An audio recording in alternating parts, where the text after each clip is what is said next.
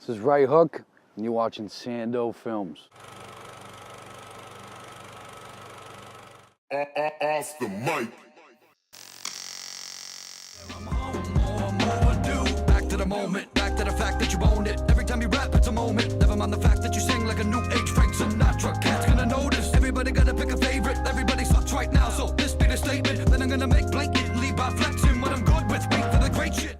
Rite Hook, singer, songwriter, lyricist, MC, survivor, whatever the fuck you want to call me. Reppin' Boston.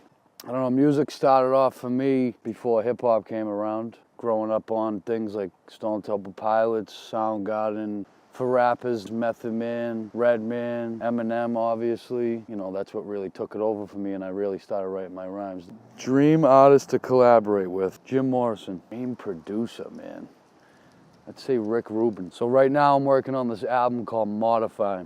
I mean, me and Arcitype get in the studio, and we created everything from scratch. It's a rock and roll album with hip hop influenced in it. Don't forget that I can still rhyme circles around everybody, but we were looking to get collabs for this album at first. It was hard to find certain people to fit on these songs.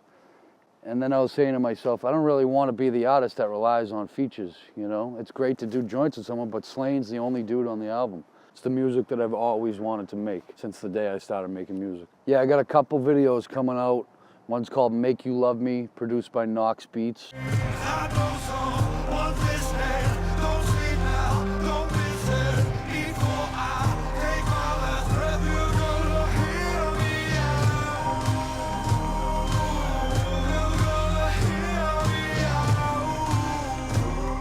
Another video I got coming out, it's called Behind the Blinds. That's produced by Arcitype. Arcitype playing the guitar on it. That's a straight blues rock and roll song.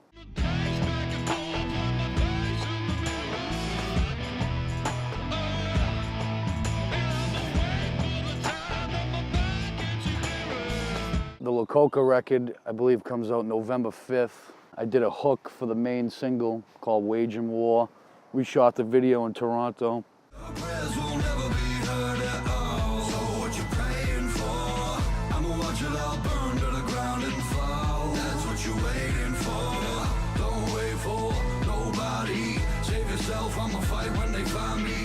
Biggest highlight in my career, I'd say getting a tour with Slaine, taking me around the country, rocking at legendary spots like the Viper Room and Whiskey A Go-Go on the LA strips on Sunset. Just getting to hit the road, man, and just see what it's all about, performing on stage night after night, you know? There's nothing better than it.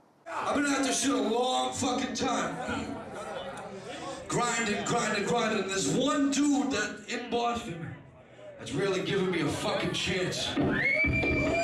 I've known Slaine for about 12 years, and a few years ago we started working more heavily together. Pocket full of metal and a set of horns, that's all. He still rising with those guys, that's all. He walk around like he never left. Back in the flesh, destroy everything. I've learned a lot from Slaine. He kind of took me under his wing, introduced me to everybody in that whole scene, and that's kind of how I got my foot in the door. Me and Slaine got great chemistry in the studio. Just writing together. I don't think there's a time we haven't created a great song, you know? It's just a great atmosphere in there. How do I mentally prepare for a performance? Well, back in the day, a lot of alcohol and drugs. Not so much anymore, man. Now it's more of like a meditative type of thing. Get myself calm and collective, center myself, go over a few things in my head. Getting to open for House of Pain on St. Paddy's Day. I don't even know if they performed in Boston like that. It's been like 20 years or something like that. So for me to be the only opening act and them going on right after, it was unbelievable. I think there was like 2,000 people in there. Crowd was unbelievable. That night was unbelievable. I think that was somewhat of a turning point for my career. The moment for me of Everlast shaking my hand, standing up, shaking my hand, embracing me, telling me I'm killing it, like that was a crazy moment for me, you know? He's a big influence. I used to be so against the current things happening in hip hop, but you know, I'm not a fan of the mumble rap bullshit that's happening.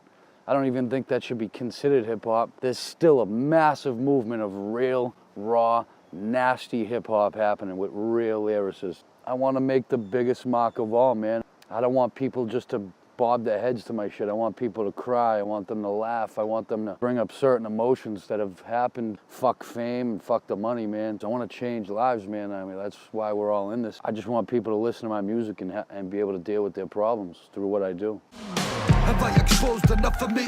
Am I telling you the right things to make the ultimate discovery? That we all go through hard times, but the company you keep throughout it all will save your life. And I can humbly say that I'll be dead if I never kept in touch with the few that